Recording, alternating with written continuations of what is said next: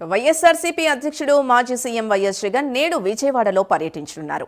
ఇల్లు కోల్పోయిన జోజీనగర్ బాధితుల్ని వైఎస్ జగన్ పరామర్శించనున్నారు. భవానీపురం జోజీనగర్కు చెందిన 42 ప్లాట్లకు చెందిన బాధితులు ఇటీవల వైఎస్ జగన్ను కలిశారు. తమ ఇళ్లను అన్యాయంగా కూల్చివేశారంటూ ఆవేదన వ్యక్తం చేశారు. వీరికి అండగా ఉంటానని వైఎస్ జగన్ భరోసా ఇచ్చారు. దీనిలో భాగంగా ఇల్లు కూల్చిన ప్రాంతాన్ని వైఎస్ జగన్ పరిశీలించనున్నారు.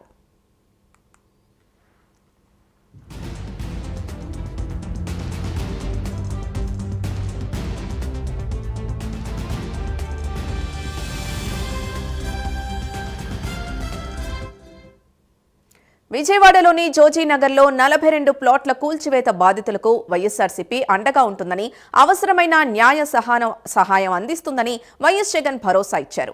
కూల్చివేతకు గురైన 42 ప్లాట్లకు సంబంధించిన బాధితులు డిసెంబర్ 11న తాడేపల్లిలోని వైసీపీ కేంద్ర కార్యాలయంలో జగన్ని కలిసి తమ సమస్యల్ని చెప్పుకున్నారు.